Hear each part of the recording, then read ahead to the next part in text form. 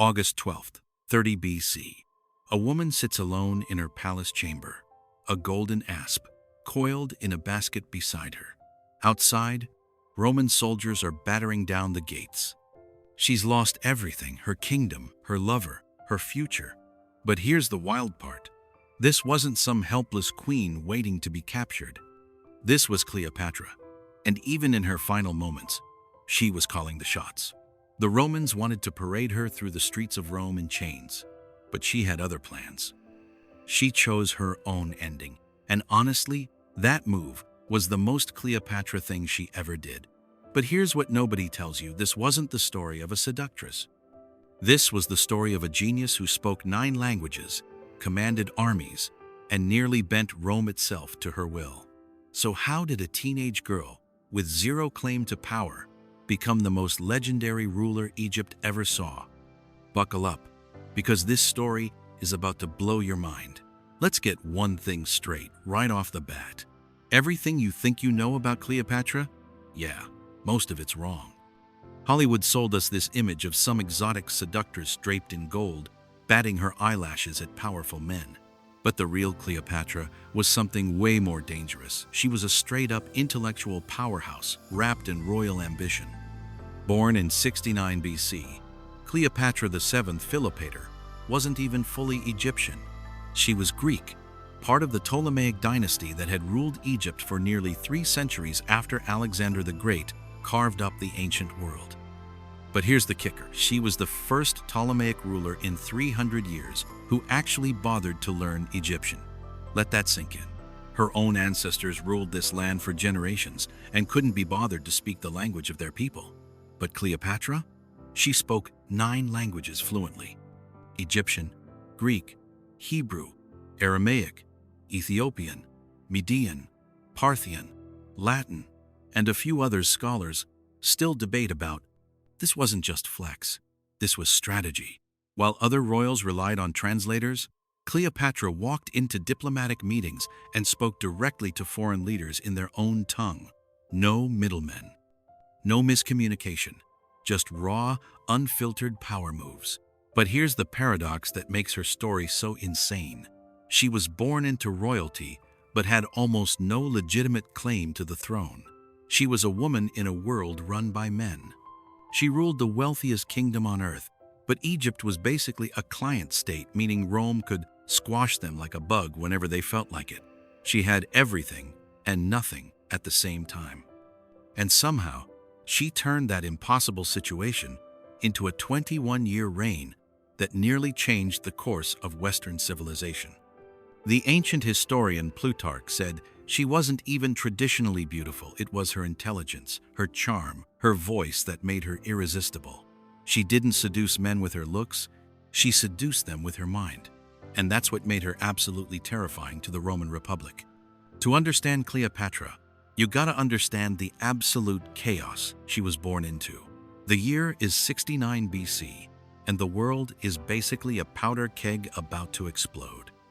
Egypt, once the superpower that built the pyramids and ruled the Mediterranean, is now a shadow of its former glory. The Ptolemaic dynasty is crumbling from within, rotting from centuries of inbreeding, backstabbing, and political paranoia.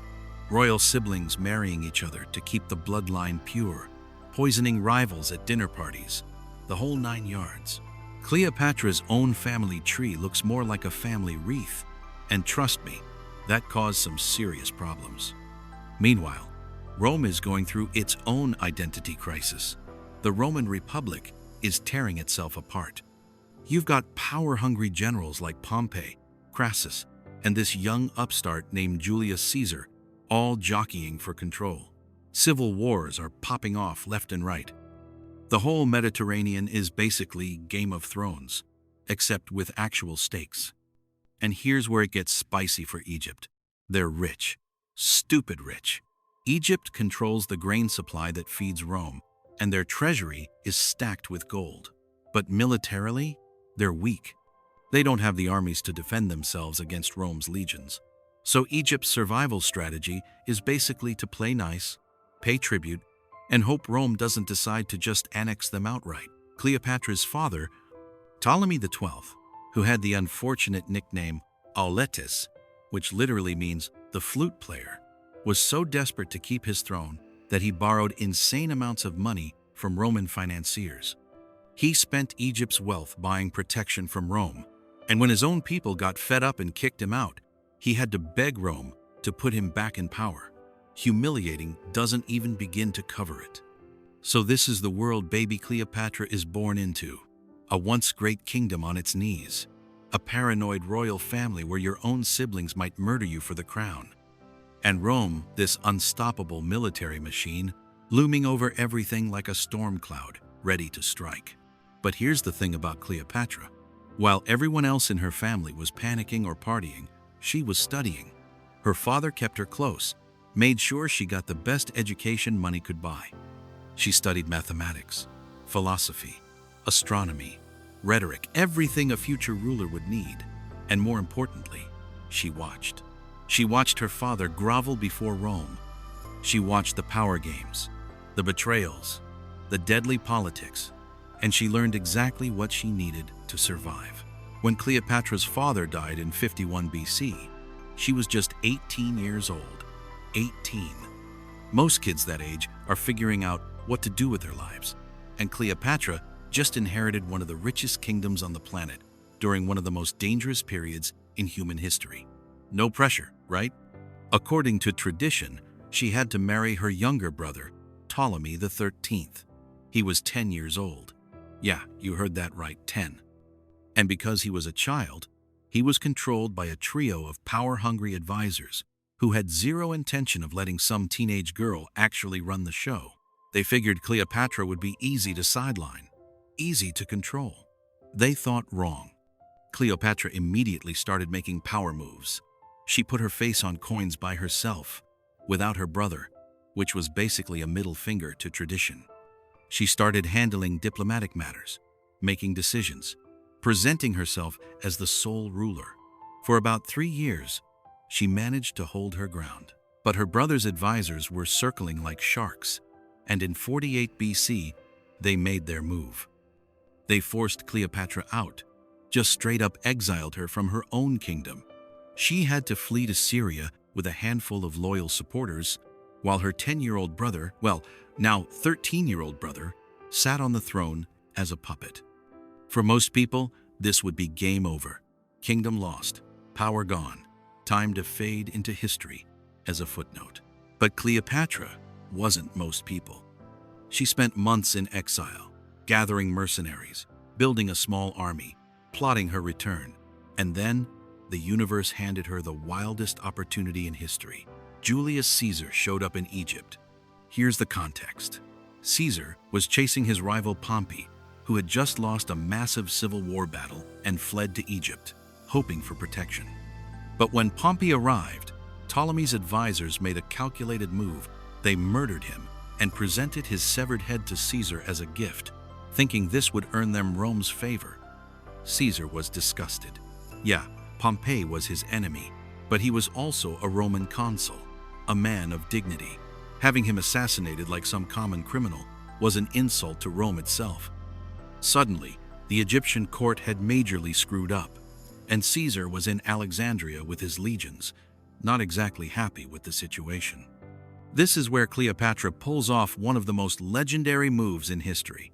She needed to get to Caesar, but the palace was surrounded by her brother's guards. She couldn't just walk through the front door. So what does she do? She has herself smuggled inside, rolled up in a carpet, or, according to some accounts, in a large linen sack. Her loyal servant Apollodorus carries her right past the guards, straight into Caesar's private chambers, and boom, she literally unrolls herself at the feet of the most powerful man in the world. Can you imagine Caesar's face? This Roman general, hardened by decades of warfare, and suddenly there's this young Egyptian queen unfurling herself in his room like she owns the place. It was bold. It was brilliant. It was absolutely insane. But here's what really sealed the deal. It wasn't just the dramatic entrance. When Cleopatra spoke to Caesar, she spoke to him in perfect Latin, no translator. And more importantly, she came prepared. She knew Caesar's political situation, his ambitions, his enemies back in Rome. She didn't show up begging for help, she showed up offering an alliance. Egypt's wealth and grain supply in exchange for Roman military support to secure her throne, a partnership between equals. Caesar was in his 50s. Cleopatra was 21. But in that moment, she made him see her not as some desperate exile, but as a legitimate ruler worth backing. And honestly, Caesar had been dealing with boring Roman politicians his whole life. Meeting someone as sharp, ambitious, and daring as Cleopatra must have been like a breath of fresh air. Within days, Caesar sided with Cleopatra. He waged war against Ptolemy XIII's forces in what became known as the Alexandrian War. It wasn't easy. The palace was literally set on fire during the fighting, and the famous Library of Alexandria took serious damage. But in the end, Ptolemy XIII drowned in the Nile trying to escape, and Cleopatra was restored to the throne. She married her even younger brother, Ptolemy XIV, just to satisfy tradition, but everyone knew who really ruled Egypt now. And just to make things interesting, she was pregnant with Caesar's child, a son she would name Caesarion, Little Caesar. At 21 years old, exiled and powerless, just months before, Cleopatra had clawed her way back to the throne, secured the most powerful military alliance in the world, and was carrying the child of Rome's greatest general. That's not luck. That's genius-level strategy combined with nerves of steel. If you thought Cleopatra's story peaked with Caesar, you haven't seen anything yet, because what comes next is where things get truly legendary and ultimately tragic. In 44 BC, Julius Caesar was assassinated in Rome, stabbed 23 times by senators who feared he was becoming a king. Cleopatra was in Rome when it happened, visiting Caesar with their son. One moment, she's the partner of the most powerful man alive. The next, she's a foreign queen in a hostile city with no protector, surrounded by people who just murdered the father of her child. She fled back to Egypt immediately. And honestly, smart move, because Rome descended into chaos. Another civil war erupted, this time between Caesar's assassins and his supporters. Leading Caesar's side was his right-hand man, Mark Antony, and his adopted heir, a sickly teenager named Octavian, who would later become Caesar Augustus, the first Roman emperor. For a while, Cleopatra laid low, let the Romans tear each other apart. But in 41 BC, Mark Antony summoned her to Tarsus in modern-day Turkey. He needed money to fund his military campaigns, and Egypt's treasury was the jackpot. Antony probably expected some nervous queen to show up with tribute and promises. What he got was a flex so hard it's still legendary. Over 2,000 years later, Cleopatra arrived in a golden barge with purple sails, dressed as the goddess Aphrodite, surrounded by servants, dressed as cupids, fanning her with perfumed air. The boat was so decked out, so ridiculously over the top, that crowds gathered on the shore just to watch it float by. She didn't come to Antony like a supplicant, she came like a goddess, gracing a mortal with her presence. And Antony? Dude was hooked. This wasn't just about looks or seduction. Cleopatra understood Antony's personality. He loved spectacle, drama, grandiosity. So she gave him the performance of a lifetime. During their meeting, she threw lavish banquets where she'd dissolve pearls in wine and drink them just to flex her wealth. She challenged him to contests of extravagance. She made herself unforgettable. But beyond the theatrics, she also offered him something real, a partnership, Egypt's resources, a secure base in the east, an alliance that could help him dominate the Roman world. Antony was the ruler of Rome's eastern provinces, but he needed money and grain to keep his armies fed. Cleopatra had both in abundance. They became lovers. They had 3 children together, twins named Alexander Helios and Cleopatra Selene, and later a son named Ptolemy Philadelphus. But more than that, they became genuine political partners. Antony spent years in Egypt, and together they styled themselves as divine rulers. Antony as the reincarnation of Dionysus, Cleopatra as the living Isis. In 34 BC, they held a ceremony in Alexandria called the Donations of Alexandria. where Antony literally gave away huge chunks of Rome's eastern territories to Cleopatra and their children. He declared Caesarion, Cleopatra's son, with Julius Caesar as Caesar's true heir, basically disrespecting Octavian. It was a massive political statement. Antony and Cleopatra weren't just partners, they were building an empire together. A new power structure that blended Roman military might with Egyptian wealth and the ancient mystique of the pharaohs. Back in Rome, Octavian saw exactly what this was, a direct challenge to his authority. He launched a propaganda campaign painting Cleopatra as a foreign seductress who had bewitched Antony and turned him against Rome. He framed the coming conflict not as a Roman civil war, but as a war against Egypt, against Cleopatra, against the East itself. In 31 BC, everything came to a head at the Battle of Actium, off the coast of Greece. Antony and Cleopatra's fleet faced off against Octavian's forces, commanded by his brilliant admiral Agrippa. And here's where the story gets complicated, because historians still argue about what really happened. Mid-battle, Cleopatra's ship suddenly turned and fled. Some say it was cowardice. Some say it was strategy. She was trying to preserve the war chest and the escape route. Antony, seeing Cleopatra's ships leave, abandoned his own fleet and followed her. It was a disaster. Without their commanders, Antony's fleet collapsed. Octavian won a decisive victory, and just like that, Cleopatra's dream of a joint Roman-Egyptian empire crumbled. They retreated to Egypt, knowing Octavian would come for them. For months, they held out in Alexandria, but there was no escape. Octavian's forces arrived in the summer of 30 BC.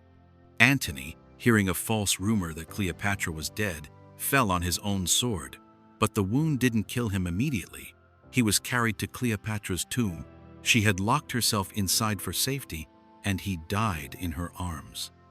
Now it was just Cleopatra, alone, surrounded by enemies. Octavian wanted her alive. He planned to parade her through Rome as a captive, the ultimate trophy to celebrate his victory. He sent negotiators, made promises, tried to lure her out, but Cleopatra knew what awaited her. She'd seen what Romans did to defeated foreign rulers. She would not be humiliated. She would not be anyone's trophy. On August 12, 30 BC, Cleopatra took her own life. The method is debated. Ancient sources say she used a venomous snake, an asp, smuggled to her in a basket of figs. Modern historians suggest poison, but the method doesn't matter as much as the meaning. In her final act, Cleopatra did what she'd done her entire reign. She controlled the narrative. She died a queen, not a prisoner. She died on her terms, in the land she had ruled. Dressed in her royal regalia, Octavian wanted to break her, to parade her as proof of Rome's supremacy. She denied him that. Even in death, she won that last battle of wits. Octavian had her son Caesarion, Julius Caesar's son, the boy who represented a threat to Octavian's claim as Caesar's heir, executed shortly after. Her children with Antony were taken to Rome, where they were raised by Antony's Roman wife. The Ptolemaic dynasty, which had ruled Egypt for 3 centuries, ended with Cleopatra's death. Egypt became a Roman province, its wealth feeding Rome's expansion into an empire. But here's the thing. Octavian may have conquered Egypt, but he never conquered Cleopatra's legacy. He spent years trying to erase her from history, painting her as a villain, a temptress, a threat to Roman values. And yet, over 2,000 years later, we're still talking about her, still fascinated by her, still trying to understand how this one woman nearly changed the course of Western civilization. So what can we learn from Cleopatra's life? Because here's the thing, her story isn't just ancient history. It's a masterclass in strategy, leadership, and survival that's still relevant today. Lesson 1. Knowledge is the ultimate power. Cleopatra didn't rely on beauty or birthright. She invested in her mind. She spoke 9 languages. She studied philosophy, mathematics, astronomy, military strategy. While her rivals were partying or scheming in the shadows, she was learning everything she could about the world around her. And when opportunities came, she was ready. In our world, this translates directly. You want an edge? Learn. Read. Study not just your field, but adjacent fields. Understand psychology, history, economics, technology. The more you know, the more connections you can make, the more opportunities you can spot that others miss. Cleopatra didn't seduce Caesar and Antony with her looks. She seduced them with her intelligence, her strategic vision, her ability to speak their language, both literally and figuratively. Lesson 2. Control the narrative. Cleopatra understood something that modern PR firms charge millions to teach. Perception is reality. She didn't just rule Egypt, she crafted an image of divine authority. She presented herself as the living goddess, Isis. She arrived at meetings in golden barges. She dissolved pearls in wine. Every interaction was theater, carefully designed to create an impression of power, wealth, and inevitability. Even in her death, she controlled the story. Octavian wanted her as a defeated captive. She chose to die a queen. And guess what? History remembers her as a queen, not Octavian's prisoner. In your own life, how you present yourself matters. Whether it's a job interview, a business pitch, or a social media presence, you're always crafting a narrative. Cleopatra teaches us to be intentional about that narrative, to think strategically about how we want to be perceived, and to never let others define us on their terms. Lesson 3. Turn your weaknesses into strengths. Cleopatra was dealt a terrible hand. She was a woman in a patriarchal world. She ruled a rich but militarily weak kingdom, surrounded by powerful enemies. She had questionable claim to the throne and faced constant threats from her own family. Most people would have folded. Cleopatra didn't. She took every disadvantage and flipped it. She couldn't match Rome's military might? Fine, she'd offer something Rome desperately needed: wealth and grain. She was a woman in a man's world. She'd use that to her advantage, presenting herself as exotic, intriguing, different from the boring Roman politicians these generals dealt with every day. She lacked military power. She'd form alliances with those who had it. Every obstacle became an opportunity. Every weakness became a negotiating chip. That's not luck, that's mindset. Cleopatra teaches us to stop complaining about the cards we're dealt and start playing them strategically. Lesson 4. Relationships are currency. Cleopatra's greatest strength wasn't military or economic, it was relational. She understood people. She knew how to read them, how to appeal to their desires and ambitions, how to make herself indispensable. With Caesar, she offered political stability and a base in the East. With Antony, she offered partnership and spectacle. She didn't just transact, she connected. In the modern world, your network is your net worth. The relationships you build, the alliances you form, the people who trust and respect you, that's what opens doors. Cleopatra knew this instinctively. She invested in relationships strategically, but also authentically. She wasn't just manipulating people, she was building genuine partnerships based on mutual benefit. Lesson 5. Know when to take calculated risks. Getting smuggled into Caesar's chambers in a carpet? That was insane. That was dangerous. That could have backfired catastrophically. But Cleopatra assessed the situation and realized that playing it safe meant losing everything. Sometimes the biggest risk is not taking one. She understood that in moments of crisis, you can't hedge your bets. You have to go all in. And when you do, you better make it count. That carpet stunt wasn't just bold, it was calculated. She knew Caesar was frustrated with her brother's advisors. She knew he valued intelligence and boldness. She knew a dramatic entrance would grab his attention and force him to take her seriously. In your own life, there are moments where playing it safe guarantees failure. Cleopatra teaches us to recognize those moments and to act with courage and precision when they arise. Lesson 6. Dignity is everything. In the end, when all was lost, Cleopatra chose dignity over survival. She could have surrendered, could have begged Octavian for mercy, could have tried to negotiate some kind of comfortable captivity. But she knew what that would mean: humiliation, subjugation, her legacy destroyed. She chose death over dishonor. Now, I'm not saying we should all make that same choice. Context matters, and survival is important. But the principle stands. There are some things worth more than survival: your integrity, your values, your sense of self. Cleopatra understood that how you end matters just as much as how you live. She wanted to be remembered as a queen, and she made damn sure that's exactly what happened. 2,000 years have passed since Cleopatra took her last breath in that palace chamber in Alexandria. 2,000 years. Empires have risen and fallen. Languages have been born and died. The entire shape of the world has changed beyond recognition. And yet, we still know her name. We still tell her story. We're still fascinated by her life, her choices, her legacy. Think about that for a second. There were thousands of rulers in the ancient world, kings and queens and emperors whose names are lost to time, buried in the dust of history. But Cleopatra, she endures, not because she built the tallest monuments or conquered the most territory.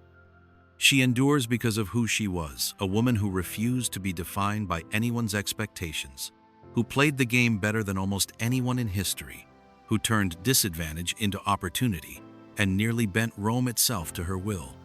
The Romans tried to erase her. Octavian, who became Caesar Augustus, commissioned propaganda campaigns painting her as a villain, a threat, a foreign temptress who corrupted good Roman men. For centuries, that narrative stuck. But here's the wild thing. Even the propaganda couldn't kill her, because embedded in those attacks was the admission that she was dangerous, that she was powerful, that she nearly won. And as historians dug deeper, as we moved past Roman propaganda and looked at what she actually accomplished, a different picture emerged. Not a seductress, but a scholar. Not a villain, but a ruler who loved her country and fought like hell to keep it independent. Not lucky, but strategic. Not weak, but one of the most formidable political minds of the ancient world. Shakespeare wrote about her. Artists painted her. Hollywood made movies about her. Why? Because her story resonates on a fundamental human level. It's a story about intelligence triumphing over circumstance, about a person faced with impossible odds who refused to quit, about dignity, strategy, courage, and the sheer force of will. Cleopatra teaches us that power doesn't just come from armies and wealth, it comes from the mind. It comes from understanding people, reading situations, taking calculated risks, and never, ever accepting defeat as inevitable. She teaches us that even when the world is stacked against you, even when you're born into chaos, even when you have every reason to give up, you still have choices. You can still shape your own narrative. You can still play the game with intelligence and courage. And she teaches us that how you end your story matters. Cleopatra could have ended her life as Octavian's prisoner, paraded through the streets of Rome as a warning to others who dared challenge Roman supremacy. Instead, she ended it as a queen, on her own terms, in her own land, wearing her royal crown. She lost the war, but she won that final battle of wits, and that's what we remember. The last pharaoh of Egypt, the woman who made Julius Caesar and Mark Antony fall at her feet, the genius who spoke 9 languages and commanded the wealth of the ancient world, the queen who chose dignity over survival and death over dishonor. Her kingdom fell, but her legacy, that's immortal. So the next time you're facing impossible odds, remember Cleopatra.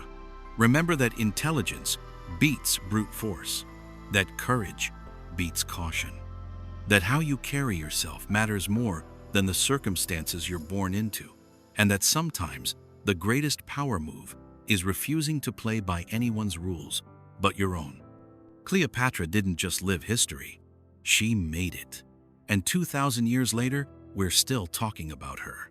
That's what a real legacy looks like. If this story hit you the way it hit me, do me a favor, smash that like button and subscribe to Learn Their Legacy. We're diving deep into the lives of the most fascinating people who ever lived, pulling out the lessons that still matter today, because these aren't just old stories. They're blueprints for how to live with courage, intelligence, and purpose. Drop a comment and let me know whose legacy should we explore next.